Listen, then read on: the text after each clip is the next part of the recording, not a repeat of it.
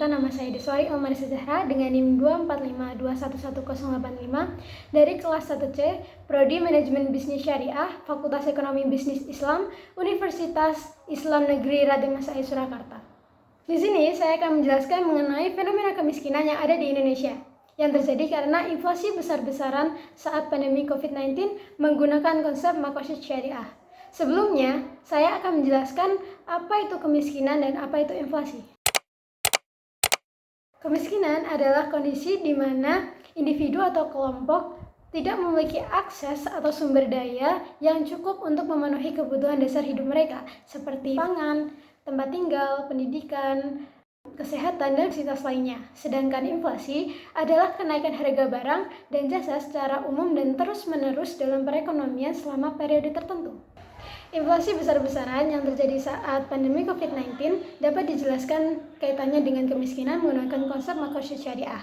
Berikut adalah pemaparannya. Yang pertama, dampak inflasi pada saat COVID-19 yaitu peningkatan harga kebutuhan pokok. Inflasi menyebabkan harga pangan, obat-obatan, dan kebutuhan dasar lainnya melonjak. Masyarakat yang kurang mampu, yang memiliki pendapatan tetap atau kehilangan penghasilan karena pandemi, semakin tidak mampu untuk memenuhi kebutuhannya. Setelah itu, meningkatnya jumlah pengangguran. Banyak perusahaan yang gulung tikar atau merumahkan karyawan selama pandemi, sehingga masyarakat kehilangan penghasilan untuk bertahan hidup. Yang terakhir ada penurunan daya beli.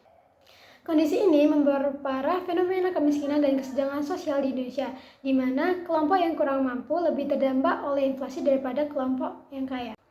2. Hubungan fenomena ini dengan konsep makosyid syariah. Konsep makosyid syariah yang pertama adalah menjaga harta. Inflasi merusak nilai harta dan daya beli masyarakat, terutama pada kelompok yang kurang mampu. Pada makosyid syariah, pengelola ekonomi harus memastikan distribusi kekayaan yang adil dan melindungi masyarakat dari kerugian ekonomi. Sedangkan pemerintah, sebagai pihak yang bertanggung jawab, harus mengendalikan inflasi dan memberikan bantuan agar masyarakat kurang mampu tidak kehilangan akses terhadap kebutuhan pokok. Dalam hal ini dapat kita hubungkan dengan surat Al-Kahfi ayat 46 yang berbunyi Bismillahirrahmanirrahim Al-malu wal banuna zinatul hayati dunya wal baqiyatus sholihatu khairun inda rabbika thawaban wa khairun amala.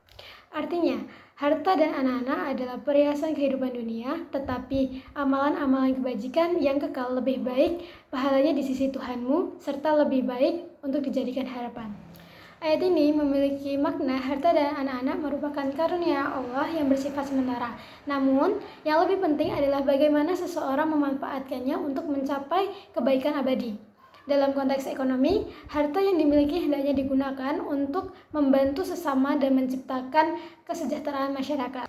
Inflasi yang memperburuk kemiskinan menunjukkan bahwa ketergantungan berlebih pada harta duniawi tanpa pengelolaan yang bijak dapat menjadi penyebab krisis dan kesenjangan.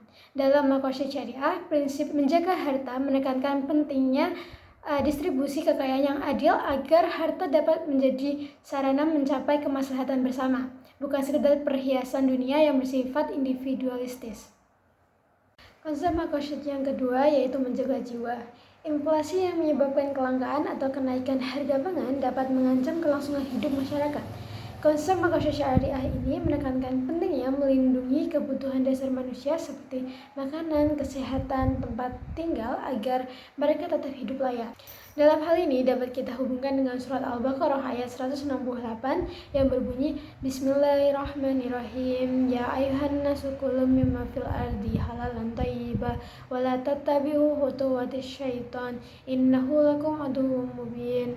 Yang artinya, wahai manusia, makanlah dari makanan yang halal dan baik yang terdapat di bumi, dan janganlah kamu mengikuti langkah-langkah setan. Sungguh setan itu adalah musuh yang nyata bagimu.